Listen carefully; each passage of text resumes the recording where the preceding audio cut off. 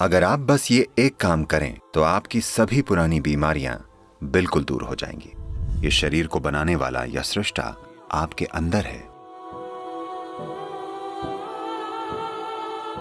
जिसने पूरा शरीर बनाया है, क्या वो एक छोटी सी समस्या ठीक नहीं कर सकता? हमने बस कुछ सरल प्रक्रियाएं करके हजारों लोगों को उस समस्या से बाहर निकाला है।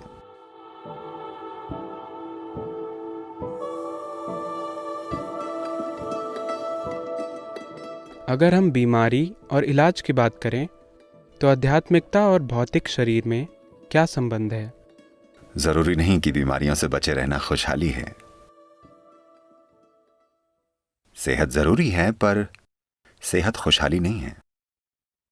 जब आप अच्छा महसूस करते हैं, जब आप अपने वजूद के हर पहलू में अच्छा महसूस करते हैं, इसे खुशहाली कहते हैं।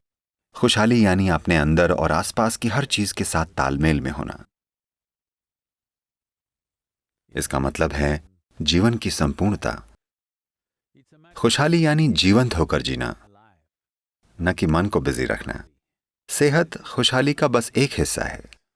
खुशहाली के लिए सेहत एक जरूरी हिस्सा है, पर सब कुछ नहीं है। हेल्थ शब्द होल यानी संपूर्ण से बना है।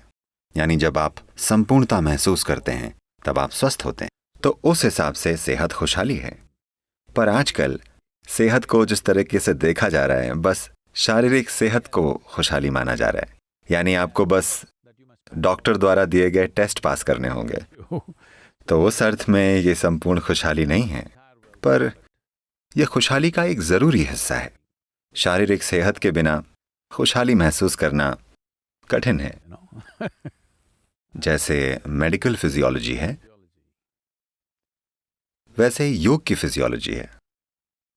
हम शरीर को 5 परतों या लेयर्स के रूप में देखते हैं। पहला भौतिक शरीर है, जिसे अन्नमय कोश कहते हैं, जिसका शाब्दिक अर्थ है भोजन का शरीर। बाहरी शरीर बस हमारे द्वारा खाए गए भोजन या धरती का एक टुकड़ा है। शरीर की अगली परत है मनोमय कोश, जिसका शाब्दिक अर्थ है मानसिक शरीर। तो योग में मन को किसी एक स्थान पर स्थित मौजूद नहीं माना जाता है। पूरे शरीर में बुद्धि है और पूरे शरीर की हर कोशिका की अपनी याददाश्त होती है। हम कम से कम ये जानते हैं कि आधुनिक चिकित्सा से भी और अपने अनुभव से भी कि हमारे शरीर की हर कोशिका को याद है कि हमारे पूर्वजों के साथ 1000 साल या 10 लाख साल पहले क्या हुआ था। हर कोशिका में विशाल यादें और बुद्धि है। तो एक मानसिक शरीर होता है। ये हार्डवेयर और सॉफ्टवेयर की तरह है, पर ये दो चीजें खुद कुछ नहीं कर सकती जब तक अच्छी पावर न मिले। तो शरीर की तीसरी परत को प्राणमय कोश या ऊर्जा शरीर कहा जाता है। इस ऊर्जा शरीर के बारे में अनुभव पर आधारित विशाल ज्ञान मौजूद है। ये प्राणमय कोश है।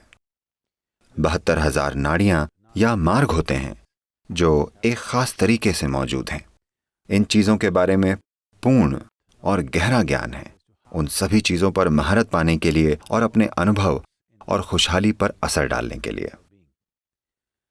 खास तौर पर अगर बात सिर्फ सेहत की करें, तो अगर किसी का प्राणमय कोश या ऊर्जा शरीर पूरी तरीके से संतुलित और जीवंत हो, तो भौतिक और मानसिक शरीर में कोई बीमारी नहीं होगी।